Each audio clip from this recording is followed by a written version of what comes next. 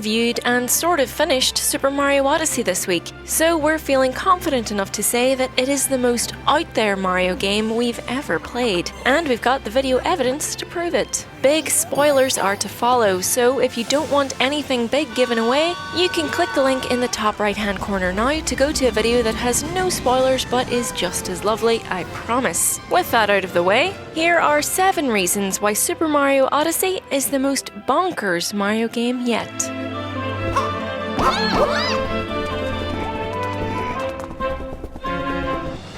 Possibly one of the weirdest moments for me in Mario Odyssey is when you make an emergency landing in Crumbledon, a ruined kingdom and probably one of the smallest worlds that you spend a very short amount of time in. The main thing about this place though is that it feels like an honest-to-goodness Dark Souls reference in a Mario game. I know it feels like just about everything is compared to Dark Souls these days, but the architecture and the atmosphere is very similar. And that's before an honest-to-goodness dragon shows up, greatly resembling Midir from the latest Dark Souls 3 DLC.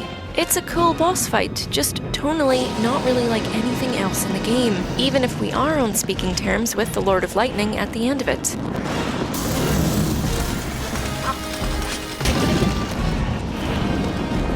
See, that's a really Dark Souls name as well. Anyway, add sort of Dragon Slayer to Mario's long list of accomplishments.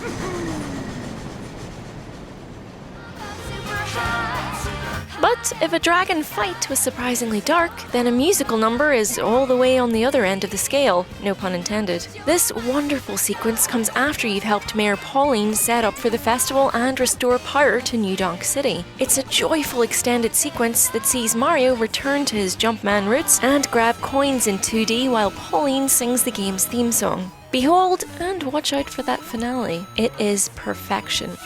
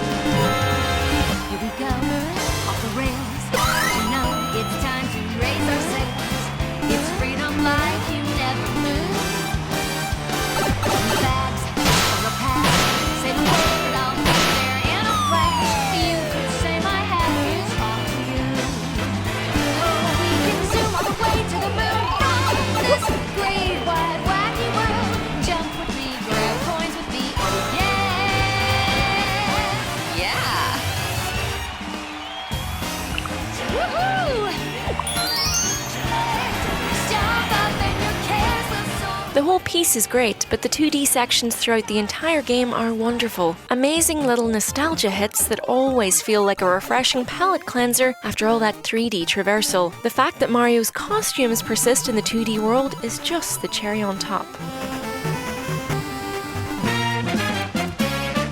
Speaking of New Donk City though, it is still an odd thing to see Mario tooling around in a semi-realistic world, instead of the bright and colourful Mushroom Kingdom, and we aren't entirely sure it always works. The city is a great place to hunt down secrets, but it never quite equals the charm that places like the Luncheon Kingdom just seem to ooze. There's one mini-challenge that sees you try to get from one end of a corridor to the other amidst a crowd of bored-looking people dressed in grey. If I really wanted to look at a commute, I could have just turned my switch off on the underground. Plus, there's just something a bit off about seeing those iconic green warp pipes in grimy sewers, complete with graffiti. Sure, we know now that Mario punched Yoshi way back when, but that doesn't mean we're ready for a gritty, grimdark reboot. That's what the Super Mario Bros. Film was for. The capture mechanic is certainly one of the weirdest new inclusions in the game, opening up whole new avenues for oddness. Sure, you can possess usual suspects like Goombas and Cheep Cheeps and Chain Chomps, but then you get things like trees and T-Rexes and big chunks of steak and whatever these cute little puffballs are. Also, it's slightly odd that Mario chooses to possess his good friend Yoshi instead of just jumping on his back like the good old days, but again, maybe he's just removing the temptation to go back to his old punching ways.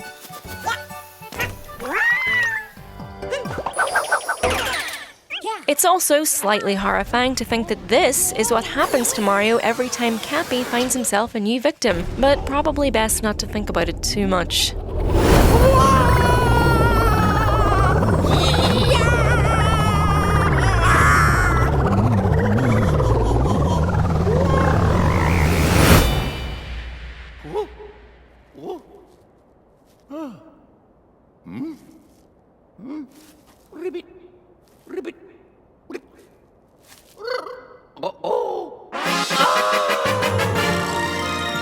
Although, shout out to the hats in Bonneton, serving what appears to be very low-key shade at Pokemon. In the endgame, and another spoiler warning here, Peach decides she's had enough with kidnappings and rescues and presiding over a kingdom filled with fungi but not one fun guy, and jet sets off with her new friend Tiara to see the world on her own terms. We've known for a while that Peach is more capable than she's been letting on, but leaving guys in the dust is a whole new Beyoncé level of sass for her, which makes a punchline out of the fact that the whole game was about Bowser planning an admittedly very elegant wedding reception. Bowser has literally never been as relatable as this quote.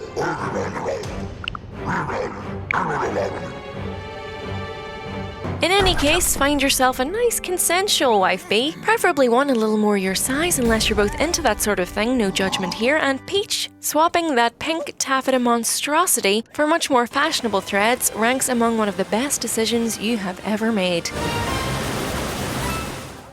Speaking of clothes, though, it wouldn't be entirely inaccurate to say that the majority of Mario Odyssey kind of revolves around them. The whole idea of a race of sentient hats is weird enough, but what good are hats without an appropriate outfit? It's weird how quickly obsessing over new outfits can take over your entire life, and it's clever how each world has its own special currency to buy some of the best stuff. Putting the nightmarish clown outfit to one side, they're all amazing too, and the endgame opens up plenty more new outfit opportunities, some of which rely on skills rather than coins. Be sure to visit the dark side of the moon for one such outfit. Just make sure you don't step on any rabbits in all the zero gravity.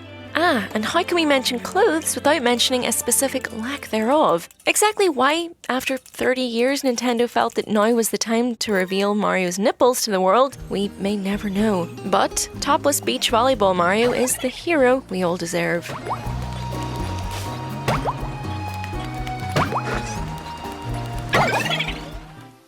Finally, of all the things we never thought we'd have to endure in a new Mario game, a graphical downgrade is top of the list. Look at this. Yeah, I'm kidding. I just wanted an excuse to show off this costume, to be honest. Ouch. Right in the nostalgia. I'm just gonna let it play us out. If you enjoyed this video, do be sure to check out our other Mario Let's Plays or any of our other lovely lists. And do be sure to subscribe for more from Eurogamer, if you feel like it. Thanks for watching. Bye!